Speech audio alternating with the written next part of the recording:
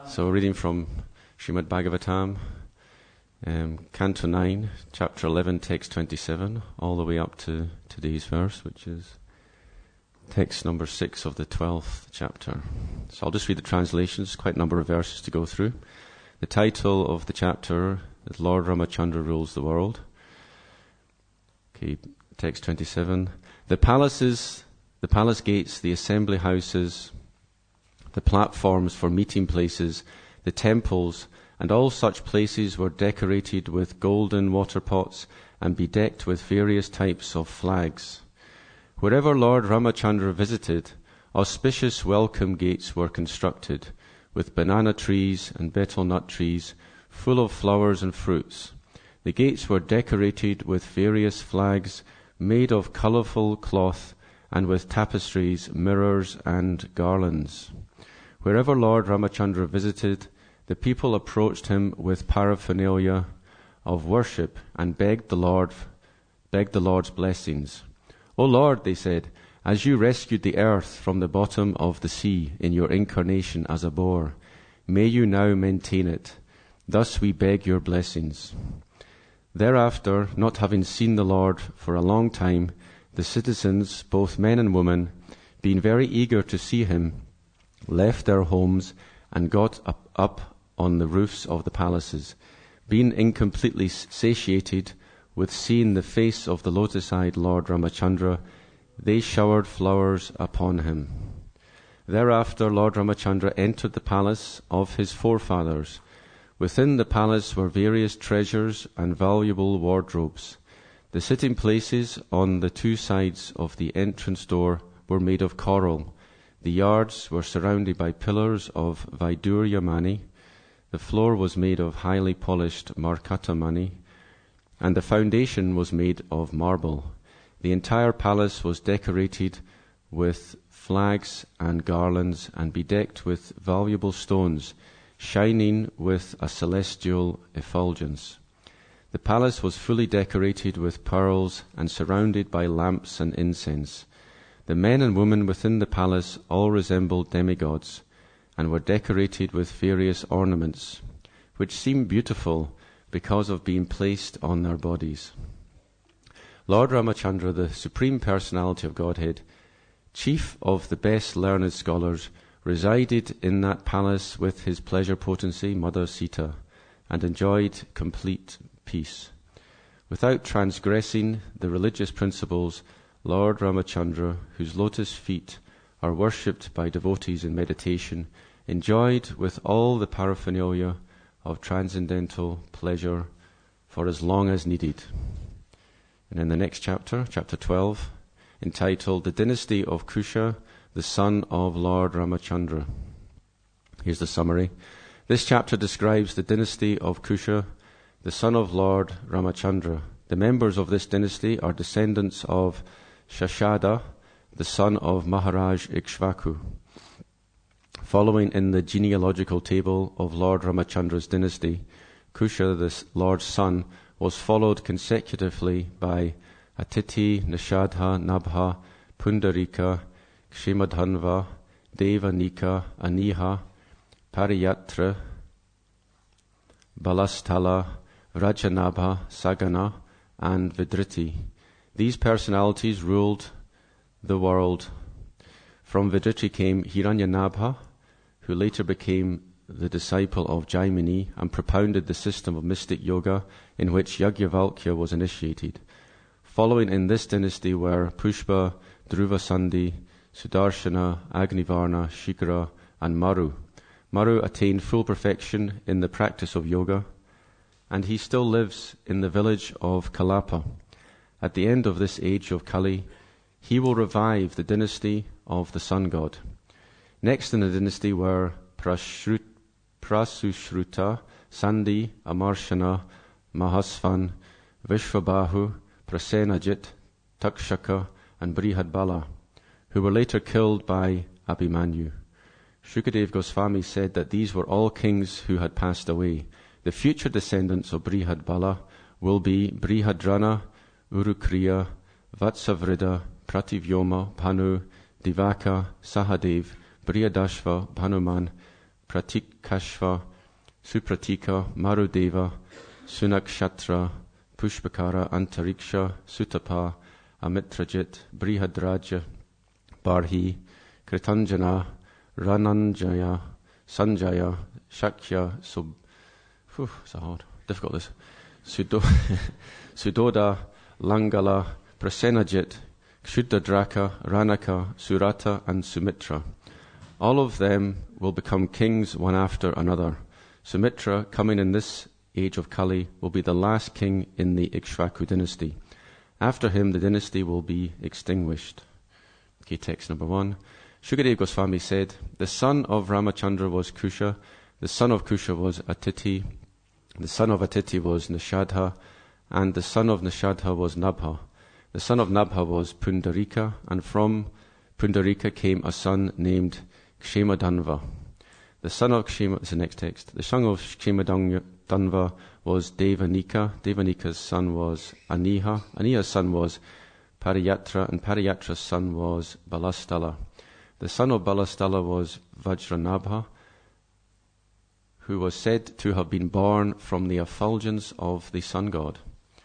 Next text. The son of Brajanabha was Sagana, and his son was Vidriti. The son of Vidriti was Hiranyanabha, who became a disciple of Jaimini and became a great acharya of mystic yoga.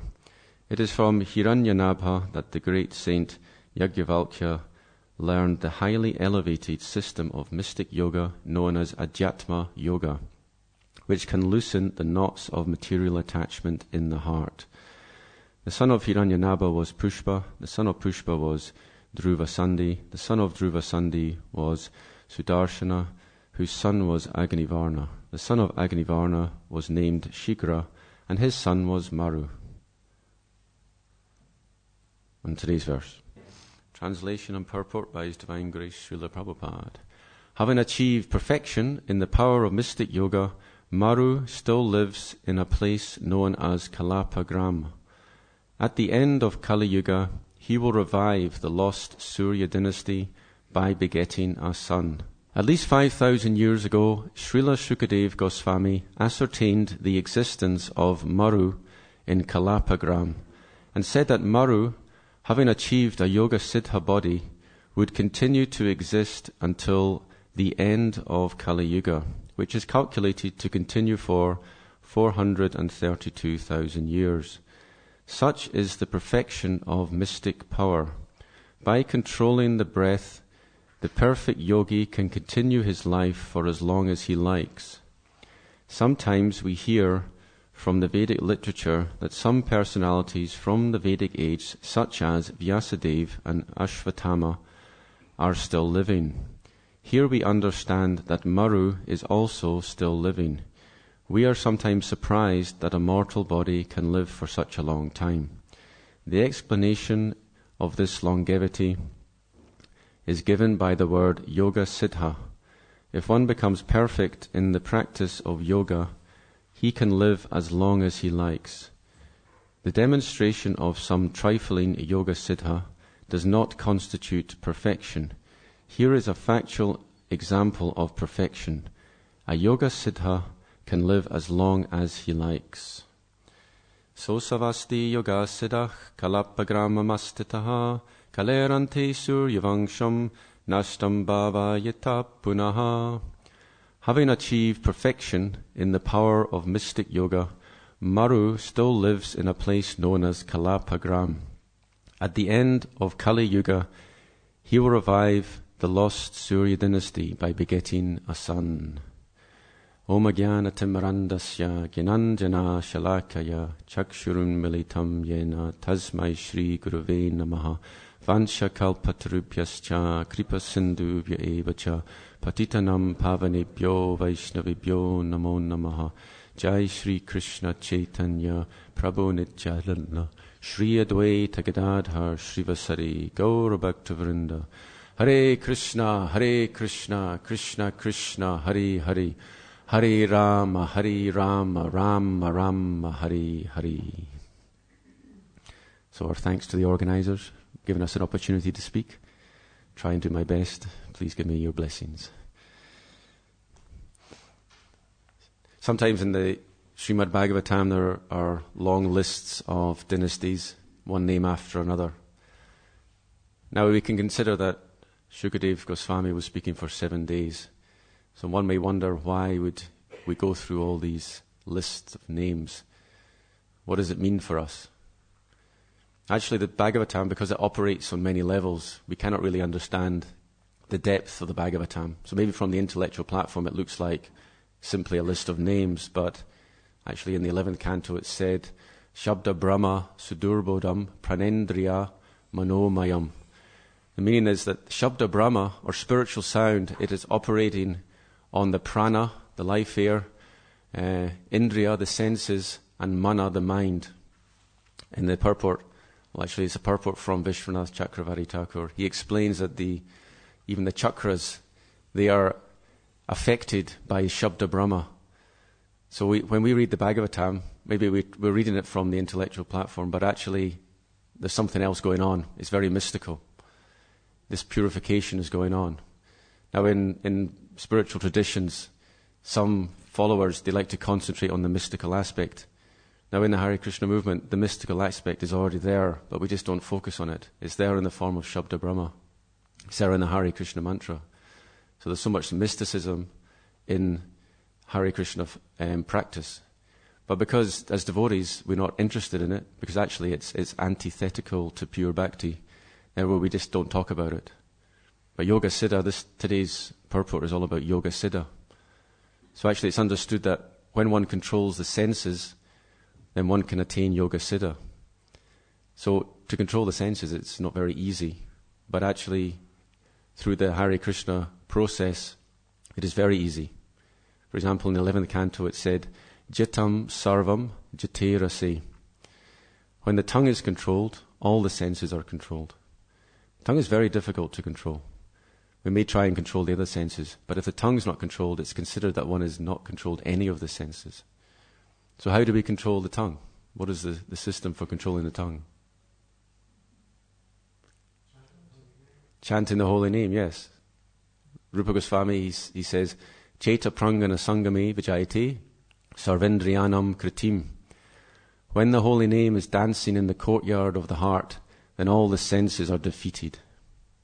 So chanting Hare Krishna, that's how we control the tongue. And how else do we control the tongue? Krishna Prasad, yes. The tongue is the most voracious of the senses, so we control it through Krishna Prasad. Also, Prabodhananda Saraswati says, Durdantendriya sarpakala patale pratkata dangstrayate. For the devotee of the Lord who has received the merciful glance of Lord Chaitanya, for him the senses are like the broken fangs of the serpent, so they have no power. So this is actually how one controls the senses. And Srila Prabhupada explains that unless one has controlled the senses, there's no question of Yoga Siddha. Now here, in today's purport, Prabhupada is making a point of what is real Yoga Siddha, and that is having a long duration of life. Now sometimes when Prabhupada, he would go on his morning walk, there would be joggers in the park. So he would comment, they're actually decreasing their duration of life, because they're breathing more. It's understood we have so many breaths. So through Yoga Siddha, one can slow down the breathing. One can even stop the breathing. And then one can live indefinitely. This is kind of how it works. So Prabhupada is mentioning that this is actually real Yoga Siddha. And he compares it to the trifling, he uses the word, trifling Yoga Siddha. So what is he referring to? What other siddhas do we know of other than increasing the duration of life? There are 8 mystic cities. What are these 8? Anima, Mahima, Prapti. What is the English for that? Anima, what does that mean? Becoming very small. Okay, yes, very good. Mahima, very big, right? Easy. And what was the next one you said? Prapti. So what does that mean? Okay, yes, attaining things. And that's 3. There's 5 more. Yes. Laghima, yes. Laghima means being light.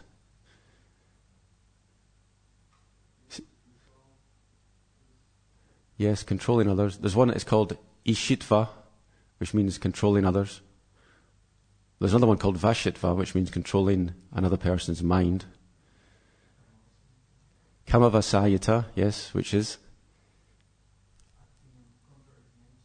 Yes, it's considered to be the chief of the 8 cities, because there's another one, the last one is prakamya, and which means to attain what one desires.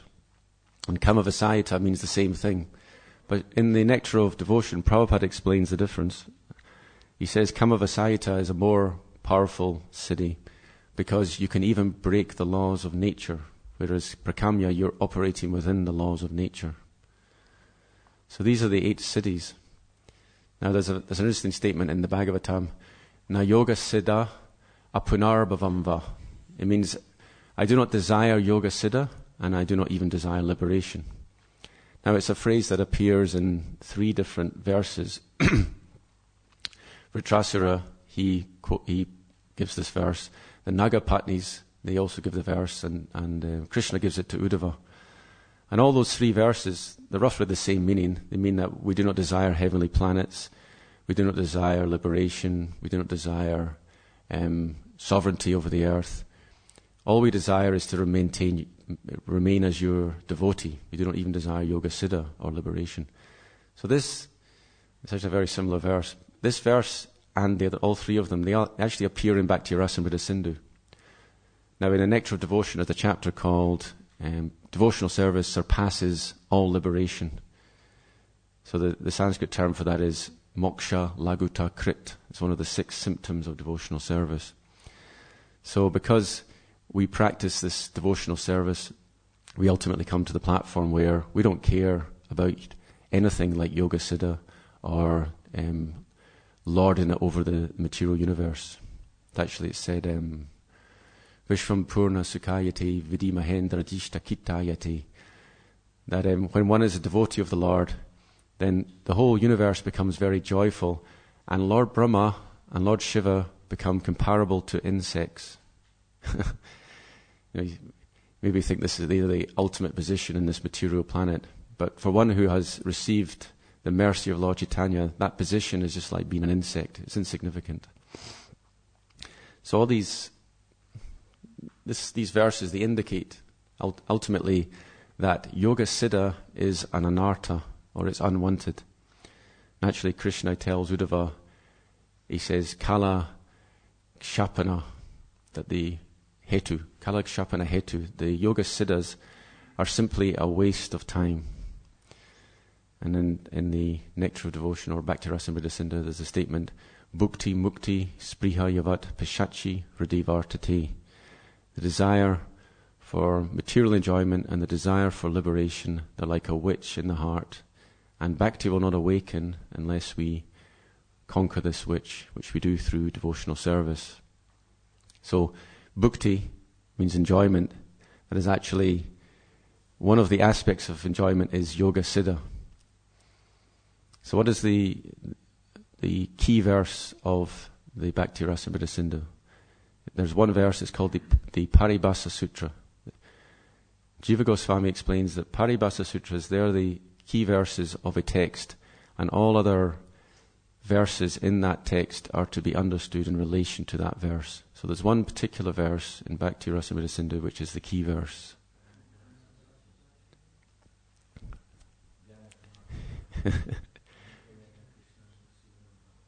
Yes. So the idea is here, pure devotional service means it is devoid of all other material desires, and it is devoid of the desire for karma and jnana, and it is favorably performed for Krishna. That's roughly how it goes. I can't remember the exact translation. So in this text, karma jnana karma janavritam, it means it's not covered by jnana and karma. So jnana in this context means impersonal jnana, like the Mayavad jnana. It doesn't mean devotional knowledge. Karma means, well, it means material enjoyment, but it also means yoga siddha, because the term adi is used. Adi means other things as well. So yoga siddha, it is one of the things that we must reject. Our bhakti must never be covered by this desire. Now, fortunately, because it's the age of Kali, we don't see these yoga siddhas very often. Therefore, it's beyond our reach. But other things like the desire for wealth, that is more likely to be what's stopping the devotee from making spiritual advancement. But actually, yoga siddhas, they're there. There's some stories. Just recently, a devotee called Mano Rupa, you may have been following on the internet. She was ill and she left her body recently in Mayapur. And it's interesting that her husband was explaining that shortly before she left, she said she wanted darshan. Now, her husband thought, well, it's not possible, the curtains are closed. Now, she fell asleep. She was very weak. She fell asleep. When she woke up, she was eager to say something. So she spoke to her husband. She said, I've been given a gift. I can become very, very small, and I can go to the altar, and I can hide under a flower at the feet of Lord Nityananda, and I can watch the kirtan going on. So her husband explains that as a woman, she never made up stories. She's a very serious woman. So he said, are you dreaming this? She said, no, it's real. Now the next day, a devotee came up to her husband and said, I had a really strange dream. I dreamt that your wife became very, very small. She was so small she was on my lap. So her husband said, what, she became like a baby? He said, no, she had the same form, but she just shrunk. So he took this as confirmation that she had this anima siddhi. It's a possibility. Another example, Lagima siddhi. Srila Prabhupada, according to reports, he had this Lagima siddhi as well. Sangsadutta, he recalls that one time Prabhupada told him, he said, these yogis, they have this Lagima siddhi. They can walk on sunbeams and they can enter the sun planet. And then Prabhupada said, I know this because I experimented. When I was in Hamburg, I experimented doing this. It's amazing. Now, that's just one. Maybe it's not true. Maybe it was one person. How do we know it's true? There's another example. This is our memory from Satyanarayan Prabhu. He explains that he'd never met Prabhupada, and he was expecting great things when he met Prabhupada, and it was even better than he expected. It was at Detroit Airport, and Prabhupada was coming up the escalator. And when he reached the top of the escalator, instead of walking off the escalator, Prabhupada just kept floating up into the air. And then he floated along, and he had this big effulgent light, and he just descended onto the Vyasasan. Now, for many years, Satyanarayan thought he was the only person that witnessed this. But then he discovered that Indradyumna Maharaj and Sureshwar Prabhu also had the same vision. So it's confirmed by 3 different people. So this is Lagima siddhi.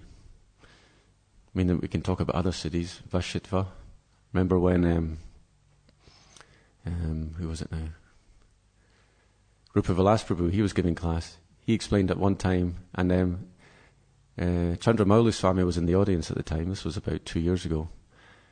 He was explaining how once he was about to give a Bhagavad Gita class, and then he felt a tap on his shoulder. And he looked around, there was no one there.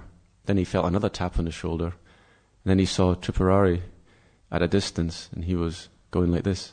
So he just kind of went into a trance, and he handed the Bhagavad Gita to Tripurari. And when he spoke that, Chandramauli Swami in the class, he put his hand up and he said, the same thing happened to me. So this is like some little control going on here. So this would be, what would it be called? Vashitva maybe? Controlling the mind, or maybe it's prapti, tapping on the shoulder. Prabhupada gives examples of prapti, like a yogi, he can touch the moon. So he makes the joke about how it's so difficult for the scientists to go to the moon, but a yogi can just reach out and touch. And he also gave a story about a yogi. Someone asked him for a pomegranate from Afghanistan. They're really nice, by the way. My mother went to Afghanistan. The pomegranates are really nice there. So this yogi somehow reached out. They didn't see him do it, but next thing you know, there's a pomegranate in the next room from Afghanistan. So this is called Prapti Siddhi. Another example is Durvasa Muni. So Durvasa Muni is being chased by the Sudarshan Chakra. He can go anywhere and everywhere. He can go to the planet Lord Brahma, planet of Lord Shiva. You can even go to the planet of Lord Vishnu in this material universe. You can't go to the one in the spiritual universe. So this, Prabhupada calls this Prapti Siddhi, because it's like acquisition. You can go anywhere you like. But we see that even though Durvasa Muni had this power, he was actually disturbed. Because it said, Bhukti Mukti Siddhi Kami Sakale Ashanta. Whether one has all the enjoyment, liberation, or Siddhi Kami, when one desires any of these things, then one is Ashanta. So this is the lesson to be learned from the Durvasa Muni pastime. He's actually, even though he has so much power, he could take a hair from his body and create a demon, throw it on the ground and create a demon. Shri Shri Radha Gokulananda Ki Jai.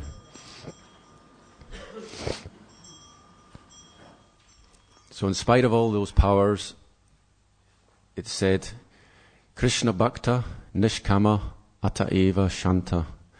That the devotee of Krishna, he is free from desires, therefore he is peaceful. That is the ultimate lesson to be learned. Therefore, we don't discuss so much yoga siddhis. As in, for example, today, it took us several minutes to even work out what they were. So prakamya, to get what one desires. Well, Krishna has all these siddhis, right? He's known as Yogeshvara. Yogeshvara means he's the master of all mystics. So all these siddhis Krishna has. Anima, how is he smaller than the smallest? Andantarasta paramanu chiyantarastam. He can enter even into the atom. Mahima, all the universes are contained within him.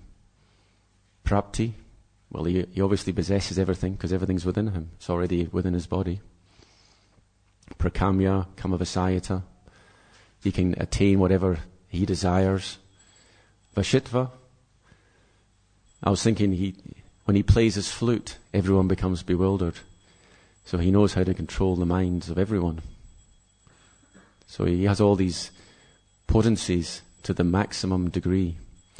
So in comparison to him, Prabhupada, he derides the so-called God-men, these yogis who claim to be God. They manifest a little siddhi and then they bewilder the foolish people. Actually, he says, there's one purport, he talks about this, he doesn't give a name, but in a conversation he actually says Maharishi yogi. He said he had Vashitva, this power to control. So he would control people, the Westerners, they would be controlled by him, and they'd give money, and he'd leave. This is how Prabhupada described it. So Prabhupada, he would downplay this yoga siddha, and when asked, reporters asked, what can you do?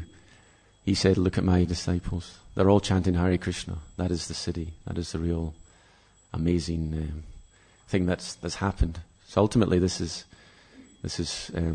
our attitude towards yoga siddha. In the purport it's also mentioned how the yoga siddha of increasing the duration of life, this is the best one. So in the second canto it says, Tarava kim na jivante bastra kim na svasanchida na karante na mehante krim grame pashavo pari. Do the trees not breathe? Sorry, do the trees not live? Do the bellows not breathe? Do the village animals not eat and pass semen?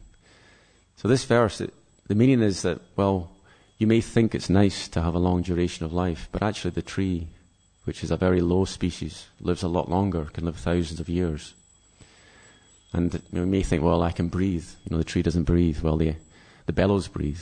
And you think, well, I can eat. I can enjoy sex life. Well, the animals do that too. So Shukadeva Goswami, he's defeating the materialistic mentality and pointing out that actually we don't actually have much power when it comes to duration of life. We're even defeated by the tree. So in the purport, Srila Prabhupada explains, he gives two examples of very important personalities, very influential, powerful personalities who had a short duration of life. Which ones? Does no one know who he mentions? Who? No, Katvanga Maharaj.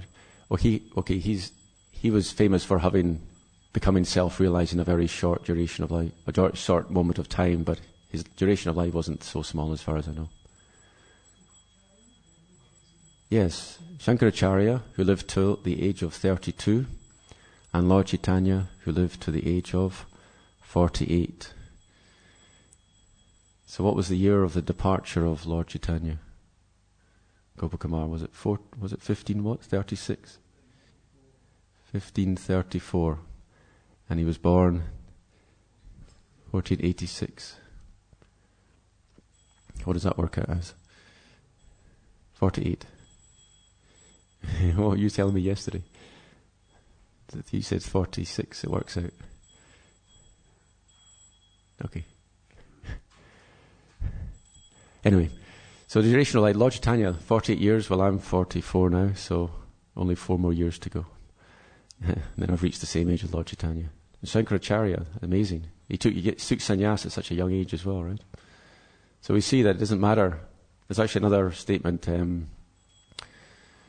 Kim pramatasya bahubi parokshaya hayanariha varam muhurtam viritam gatate shreyase yataha. That better than a long duration of life is a moment of real consciousness, because by that one can begin the process of self-realization. So we're only really interested in something, that spiritual moment which can begin our spiritual life. And I personally think, when I look at the way Srila Prabhupada was spreading Krishna consciousness, he asked his disciples to do things which were very dangerous sometimes. They would go to difficult places, difficult countries, where there was a lot of risk involved. For me, I look at that, I see it, he didn't see protection as necessarily on the bodily platform. You know, when Krishna tells Arjuna, Nami Bhakta Pranashyati, my devotee never perishes, what does he mean? He doesn't mean necessarily the material body. You know, the guru may give a difficult task to the disciple. Disciples may be killed in trying to spread Krishna consciousness. But ultimately, Nami Bhakta Pranashyati means the spiritual life of the devotee never perishes. So we can consider these things. I mean, sometimes in the Hare Krishna movement we maybe think, oh, it's difficult to surrender. But when you consider some of the things that Prabhupada expected of his disciples, they were a lot difficult, a lot harder. Devotees that have been in the movement for a short space of time, Prabhupada would send them off by themselves sometimes, start a center.